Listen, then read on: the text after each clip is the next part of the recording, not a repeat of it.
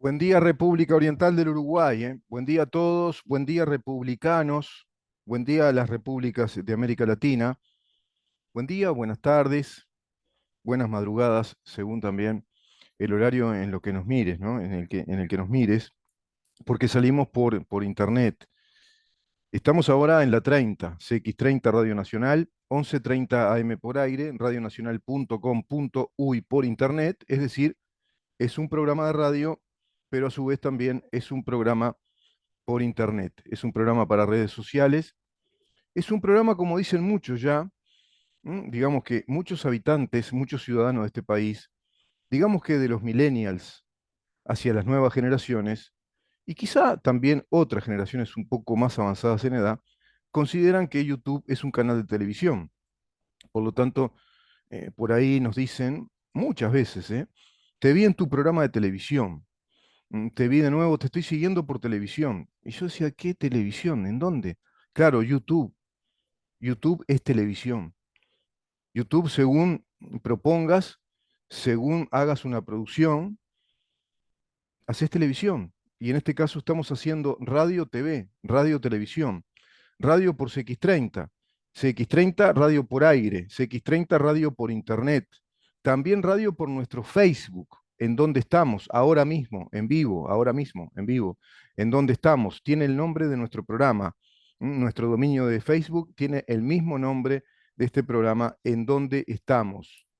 Esta pregunta, que es nombre de programa, también sale por televisión, sale por YouTube. Nuestro canal YouTube es Mirá en donde estamos, pero claro, en nuestro canal emitimos ya con todo el material editado, grabado, no emitimos en vivo todavía. Ya llegará el momento que emitiremos en vivo e inclusive en un formato televisivo aún mejor, mucho más, digamos, producido, con más producción. Eso llegará en su momento, Dios mediante. No esperemos que se dé, digamos, la tónica de el camino es la recompensa, como planteaba el maestro Tavares. ¿Cuántos uruguayos dirán en el día de hoy, ya amaneciendo hoy, me siento distinto, algo cambió en mi vida, especialmente los futboleros, ¿no? Todos los futboleros. Ustedes saben, cuando digo uruguayos, estoy hablando en el universal, ¿verdad? En el sustantivo universal, genérico. Por lo tanto, me refiero tanto a mujeres como a hombres, a niñas como a niños. No vale la pena estar diciendo uruguayos, a las uruguayas, a las ciudadanas, a los ciudadanos. Qué estúpida arrogancia de la ignorante semántica, ¿no? La ignorancia, la brutalidad. Pero claro, eso es servicial a un poder político, a un poder ideológico. Volviendo al tema, ¿cuántos uruguayos se sentirán bien, ¿no? Y sentirán que cambió algo en su vida, especialmente los futboleros, claro, porque ganar, jugar bien, Uruguay está jugando muy bien, no por lo de ayer solamente, sino que jugó muy bien ante Chile, se desinfló después contra Colombia, pero bueno, era una selección que se estaba armando con nuevo técnico, Marcelo Bielsa, una cosa muy nueva, muy nuevita, después del fracaso en el Mundial, después de ese golpe tan fuerte. Uruguay tiene un recambio de jugadores que ya traía con Alonso, tiene más recambio de jugadores y directamente, bueno, saca de la nómina, al menos de la cita de jugadores de la selección, Bielsa saca a Suárez y a Cavani, por ejemplo. Y nunca más Godín, por ejemplo. Es decir, lo que muchos uruguayos dicen, las momias ya no, ya está. Claro, viste, que las momias son para Egipto, ¿no? Y llega un momento que la vida, la biología te pasa factura. Suárez está vigente, lo sabemos, está jugando muy bien en el Brasilerao. Lo citó, estaba en el banco, es muy importante, está ahí, uno de los mejores nueve del mundo. En su época fue el mejor nueve del mundo, quizá, o el segundo, estaba ahí, era de los mejores delanteros del mundo, sigue siendo uno de los grandes delanteros del mundo, de los mejores, ya jugando a nivel del campeonato brasileño. Ya no está a los niveles o a las lides competitivas de Europa. Es decir, hay un escalón hacia abajo. Pero sigue siendo un Suárez muy vigente. Por otra parte, Uruguay juega de otra manera. Juega totalmente distinto. Juega un fútbol dinámico, un fútbol de circuitos, circuitos de salida, pero también con cambios de ritmo, muchos relevos, mucha rotación. Es decir, juega el fútbol dinámico, competitivo, moderno, el fútbol que se juega hoy. Tiene distintas salidas, tiene distintas maneras, bueno, de armar el juego desde atrás hacia adelante y también tiene distintas maneras de marcar. marca con presión alta y presión media, y a veces para hacer descanso, hay que descansar también en el fútbol, se repliega un poco hacia atrás, pero cerrando mucho las líneas y rotando los jugadores, no en posición fija. Bueno, todo eso ustedes lo escucharán de los especialistas de la casa. Evidentemente, con Bielsa cambió todo el rostro futbolístico de Uruguay en el sentido literal y en el sentido futbolístico. Bueno, le ganamos ayer a Argentina, el campeón del mundo, la mejor selección, no te quepa duda, de toda Sudamérica. Argentina sigue siendo la mejor selección, no cabe duda. Es la que realmente juega muy, muy bien, excelentemente bien al fútbol. Se conocen, es un fútbol también sumamente dinámico, aceitado, con un excelente pie, tienen más que muy buen pie, por momentos excelente pie, rotaciones, torsiones hacia un lado y hacia el otro, manejo de pelota en una cantidad de jugadores sin inconvenientes. En todos esos niveles de básico para arriba, de alta competitividad, Argentina a todos 10 puntos. Y después en los máximos niveles de competitividad, y bueno, hay partidos que te está jugando a 8 o 9 puntos. Es dificilísima esa selección. Y Uruguay pudo, zozobrando en esos últimos 18, 15 minutos contra las cuerdas, aguantando un gol, no daba más Uruguay, con poca pierna, en un partido muy disputado, un clásico realmente, típico de un clásico rioplatense, por momentos se puso violento, y Argentina seguía jugando, y lo arrinconó, y juega como juega siempre.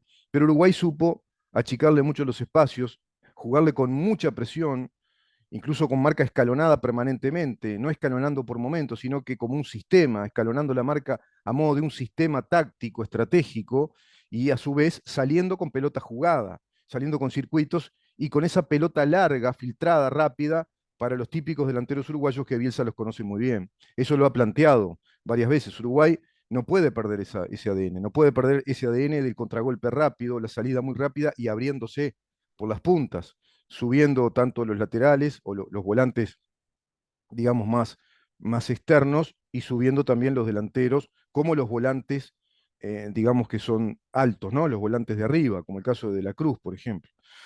Bueno, Uruguay pudo, ¿no? Se ve que el camino de la recompensa de Tabarés era muy, muy largo, un largo y tortuoso camino, pero bueno, se nos terminó la paciencia. Viste que los uruguayos somos de pocas pulgas, ¿no?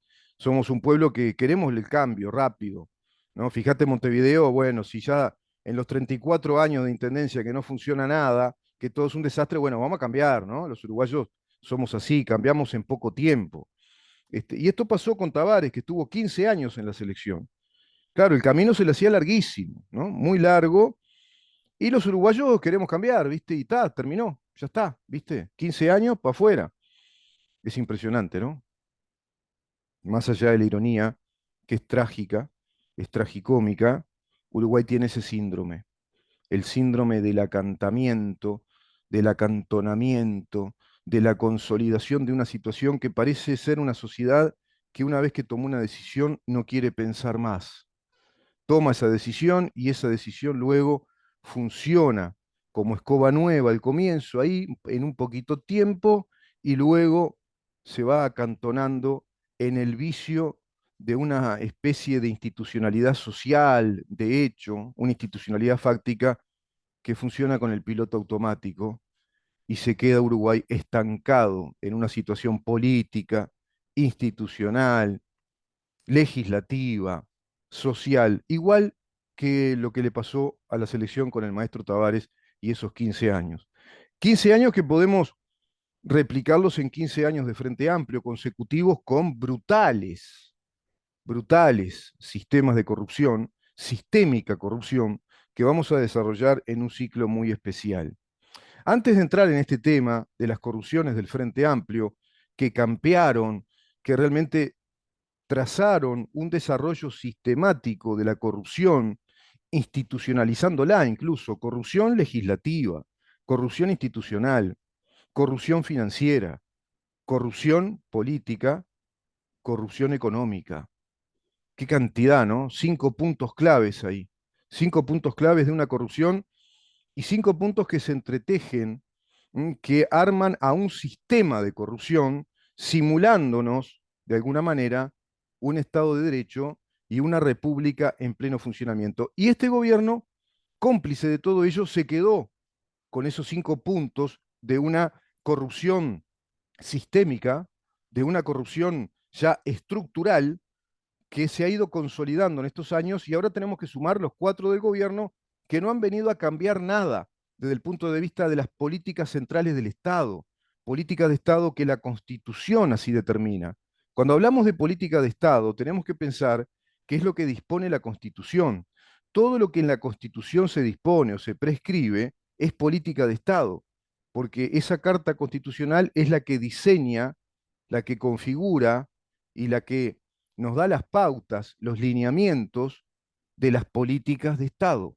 Porque nuestro Estado como unidad política, esos son los Estados, son una unidad política, una unidad territorial, jurisdiccional, con un sistema de gobierno, con un sistema de poder, es decir, con un sistema de Estado.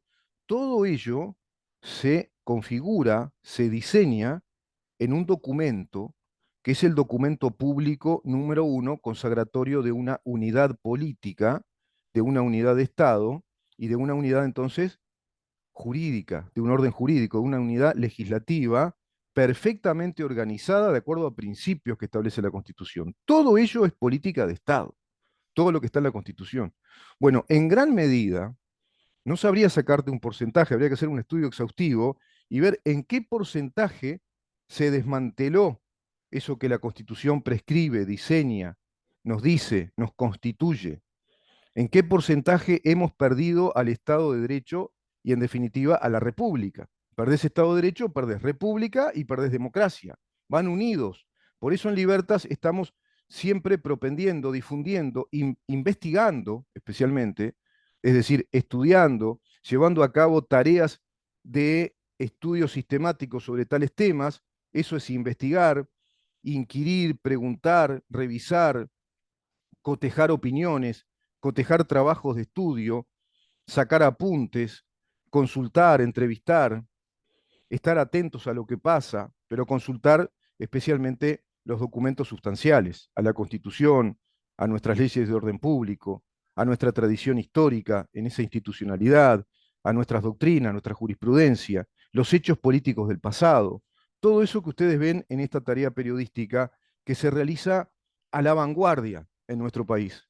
Es una tarea periodística que no se cumple en el país, que no forma parte del ADN periodístico del Uruguay, porque la tarea periodística, amén de estar cooptada por el marxismo cultural o el llamado progresismo woke o el neomarxismo, amén de estar cooptada y funciona militantemente por omisión de los hechos y de la naturaleza de esos hechos políticos o de esos actos administrativos o de ese escandalete a modo de conventillo que se instala con una prensa que sale como el conejo detrás de la zanahoria y van detrás del escándalo y hurgan detrás del escándalo, y especialmente con operadores políticos como el caso de Eduardo Preve, ex empleado, digamos que presupuestado por el doctor Jorge Díaz en la Fiscalía General de la Nación, quien saca, filtra información de fiscalía y de fiscales y transforma todo ello en un escándalo público, como lo ha hecho con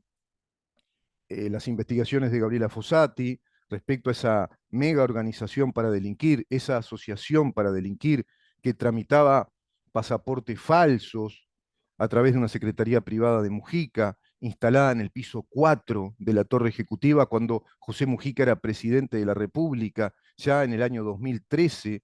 Desde ahí se instala una secretaría privada, fuera de presupuesto, fuera de la ley presupuestal, ilegal, absolutamente, ya ahí hay un acto delictivo, pero a su vez, dentro de esa pseudo institucionalidad de esa secretaría privada, con Mina Capilli como secretaria privada, quien fue interrogada por Fossati en un largo interrogatorio en calidad de testigo, develando todo lo que ahí sucedía, y en esa causa de Fossati, donde caen presos Alexei Silvaev, un ruso, magnate ruso, es decir, un agente ex KGB, SBR, en vínculo directo con Vladimir Putin, en vínculo directo con los consulados uruguayos, en vínculo con otros 2 agentes rusos que consagraron un matrimonio falso acá en Uruguay, una mujer y un hombre, eran los que solicitaban permanentemente, de modo frecuente, de modo sistemático, recurrente, ante esa secretaría privada, la tramitación de pasaportes todos falsos acreditando ciudadanía rusa en el Uruguay.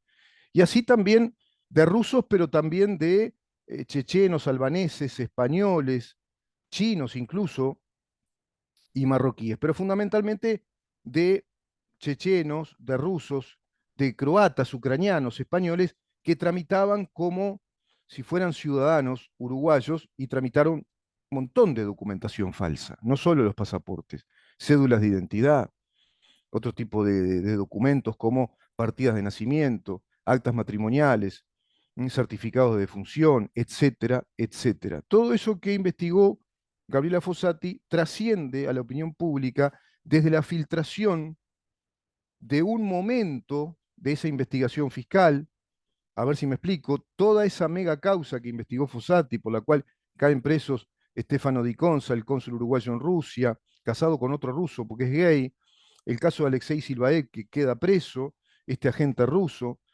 un matrimonio que se fuga hacia el Chuy, a su vez también el escribano, que llevaba adelante la certificación notarial, dando fe pública como notario, como escribano, el escribano Álvaro García también preso, quien fuera aviador de la Unión Soviética, afiliado al Partido Comunista de Uruguay y también de la Unión Soviética, miembro integrante de los ejércitos de la Unión Soviética de nacionalidad uruguayo. Así que imagínate qué tipo de gente estaba tramitando toda esa documentación para una, te repito, mega, enorme, gigantesca organización para delinquir contra nuestro país en el gobierno de Mujica.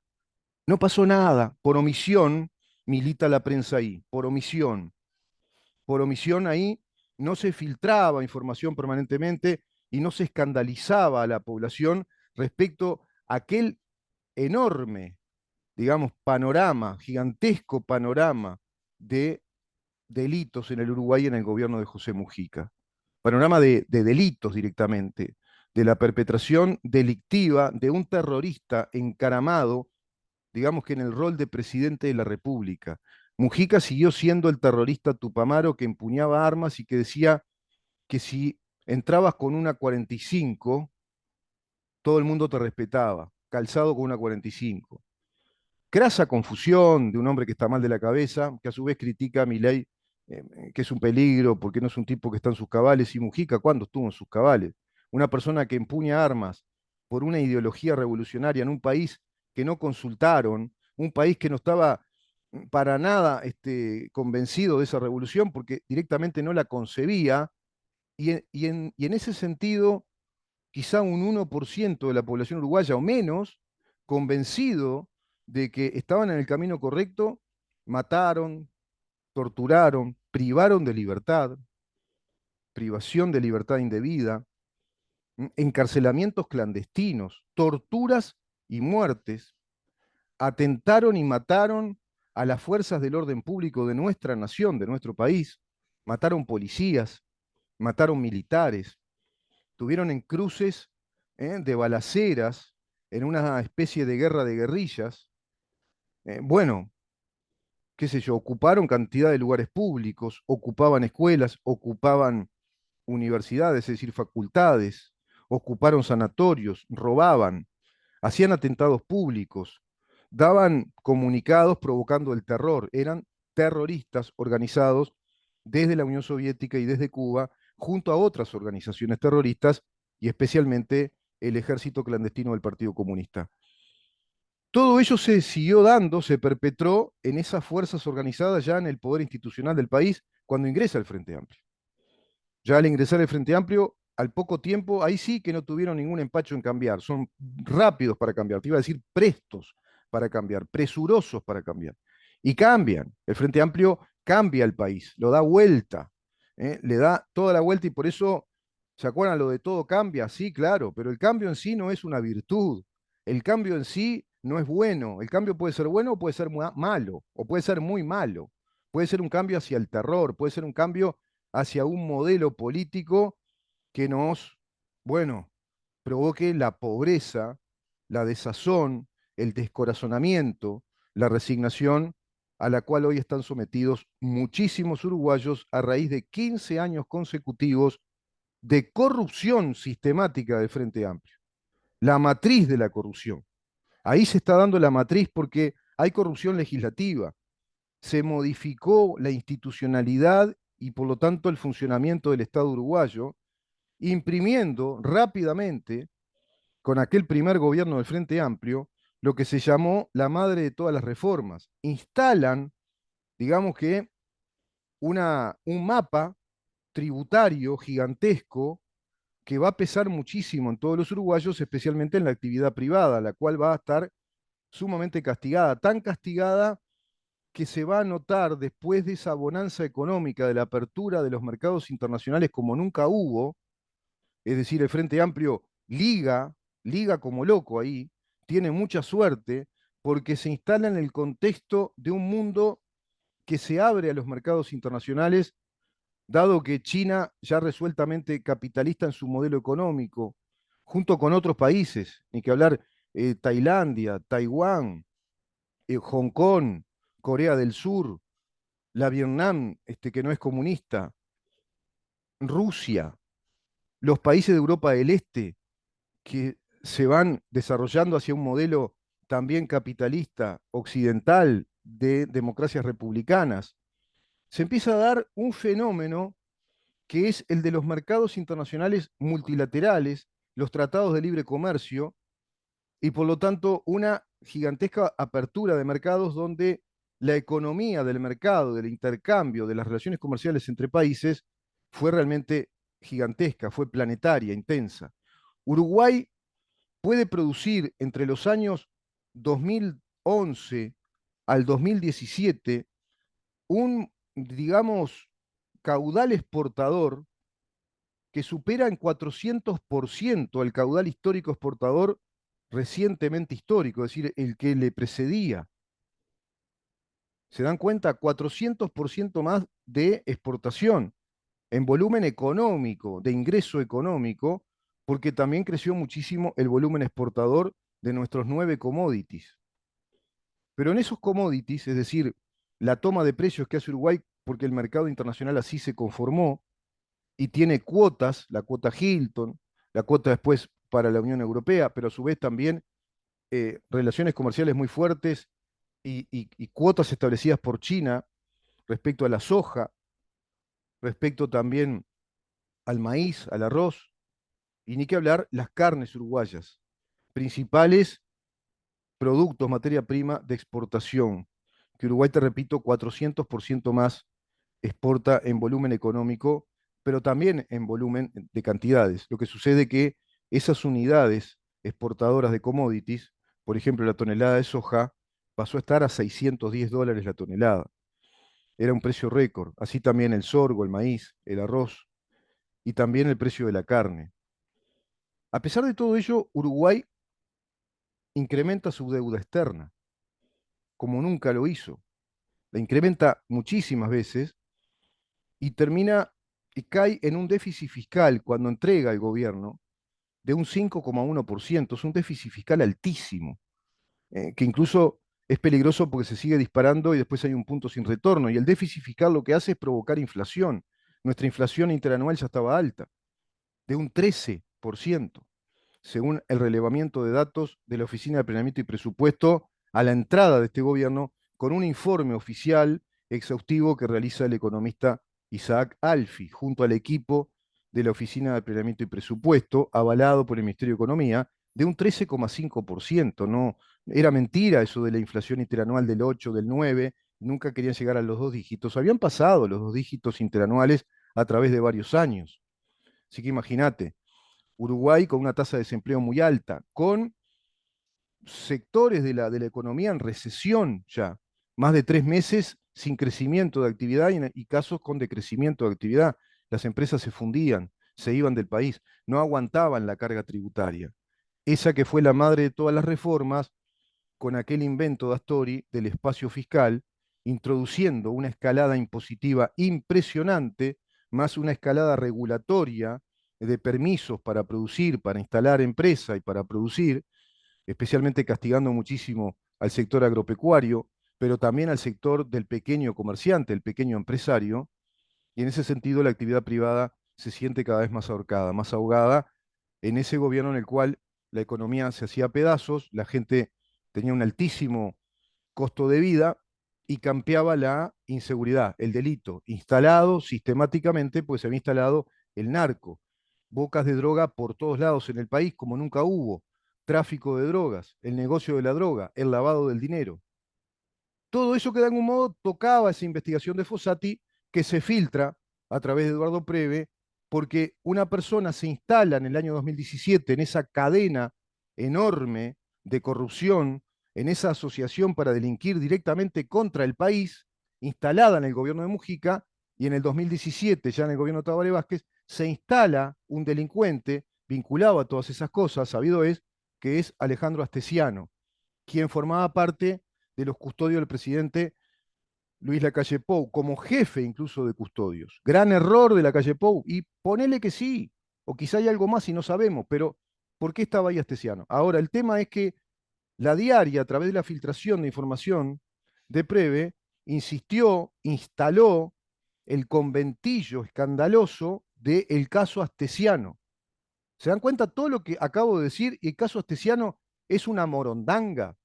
Era un pequeño eslabón que en el 2017 se instala para cobrar el trámite de documentación falsa por los contactos que él tenía con personajes del Ministerio del Interior a través de la Dirección Nacional de Identificación Civil. Estaba investigando eso Fossati.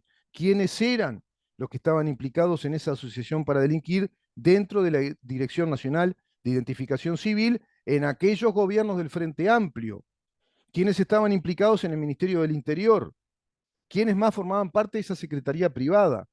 ¿Cuántos eran los documentados falsos que, según testimonio en esa causa fiscal, según testimonio del escribano Álvaro García, preso, condenado por esa causa, por integrar una asociación para delinquir, por otorgar fe pública con título suspendido, todo eso lo testimonia este escribano, que eran más de 10.000, dijo. Tenía la cuenta de muchos más de 10.000 que habían tramitado documentos falsos en el país. Y nadie se escandalizó del Frente Amplio, y la prensa no se escandalizó, y nadie habló contra Mujica. El Mujica que hizo un remate trucho de pluna, porque al señor Astori, con su, entre comillas, muy irónicamente voy a decir, con su brillantez de contador, hizo hacer un contrato con Campiani, un improvisado empresario argentino, otro malandrín, que es empresario tanto de la leche como de la lana, de las vacas o de los aviones. Eso que dijo Mujica y después aceptó. Mujica llegó a decir, nunca haría un negocio con alguien que sabe de todo, que es empresario de la leche, de la lana, del turismo y también de los aviones. ¿Cómo es la cosa? Bueno, criticando a Astori, después se queda con Campiani, y Campiani, entre comillas, se funde, quiebra en ese gobierno de Mujica, y simulan un remate de las naves que, con las que se quedó de clavijo, quedaron de clavo, quedó fundida la empresa. Y el brillante de Astori hizo hacer un contrato de sociedad empresarial con Campiani, que lo permite la Constitución, pero Uruguay como socio solidario.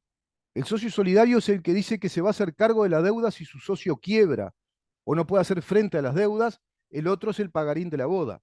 Uruguay, pagarín de la boda, de acuerdo a la brillante inteligencia del creador del espacio fiscal, una cosa que no existe en economía, espacio fiscal, que era, en definitiva, ¿qué era? Como te diría aquel personaje de Olmedo cuando estaba el cocoliche, que le daba el presupuesto a la doña y le hablaba a media lengua entre italiano y español, y le hablaba, y le hablaba, y le hablaba de todo lo técnico, y cuando terminaba de hablar, la doña le decía al cabecita negra que representaba a Olmedo, ¿qué me quiso decir? Y que le va a salir caro. Eso, la madre de todas las reformas, el espacio fiscal, ¿sabés lo que te quería decir? Y que el Uruguay te iba a salir caro. Es eso. Uruguay, que tenía un presupuesto de 2.900 millones de dólares a la salida del gobierno de Jorge Valle, incrementan un presupuesto de 19.000 millones de dólares. ¿Te das cuenta? 19.000 millones de dólares con la madre de todas las reformas. Dale que va con impuestos, impuestos, impuestos. Más de 44 impuestos directos, una cantidad de impuestos indirectos, regulaciones que son impuestos encubiertos. Regulación quiere decir, vos tenés que hacer este trámite, en una especie de travesía kafkiana, en un largo proceso administrativo que te sale plata, ¿viste? Te sale guita. Y lo tenés que hacer porque con todo el peso monopólico de la ley que tiene el Estado, te instaló toda esa legislación administrativa y te obliga a hacer esos trámites para quedar habilitado como corresponde. Entonces te mata el Estado. Si el Estado te lo diseñan mal, te mata, porque el Estado no es racional, el Estado opera automáticamente de acuerdo a cómo fue construido. Ahí está una gran corrupción legislativa, en lo administrativo, en lo tributario.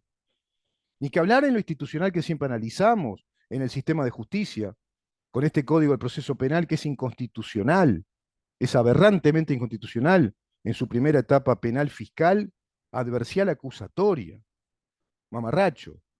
La Fiscalía General de la Nación, un mamarracho.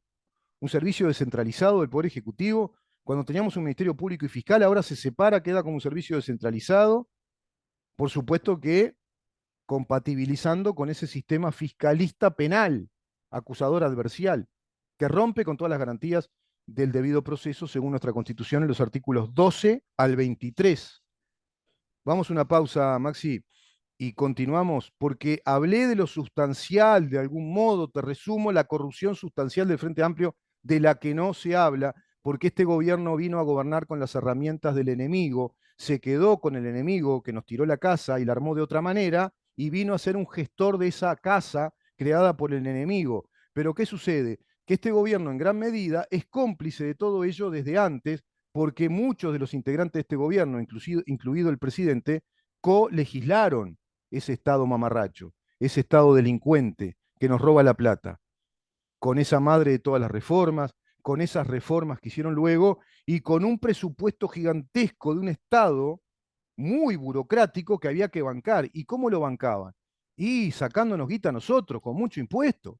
¿Cómo bancás después todas las direcciones de género en todos los ministerios y en toda la administración descentralizada y en todas las intendencias? ¿Cómo bancás un Ministerio de Desarrollo Social nuevo con más de 3.000 empleados, funcionarios públicos? ¿Cómo bancás la dirección de la mujer, ¿no? La oficina de la mujer que está dentro del MIDE, que es casi un mini ministerio? ¿Cómo bancás eso? ¿Cómo bancás las nuevas fiscalías de género? Por doquier, un presupuesto enorme para la Fiscalía General de la Nación. ¿Cómo bancás los juzgados especializados en esos crímenes? ¿Cómo bancaba los juzgados de instrucción especializados precedentes a esta transformación del sistema penal que ellos ya tenían prevista? Incluso esa gigantesca Fiscalía General de la Nación, con plenos poderes de un fiscal, tenía la queja permanente del doctor Díaz de que no tenían plata, que falta plata. Y claro, si vos creás un mamotreto tan gigantesco para un país que le incrementás tanto el presupuesto, que de 3.000 millones de dólares pasa a costar por año 19.000 millones de dólares, y bueno, ya no da más, no da más. Y eso fue lo que la gente reprobó. Es decir, en ciencia política y lo que hace a la ciencia electoral, se dice y se sabe que el gobierno lo pierde la oficialidad, el oficialismo.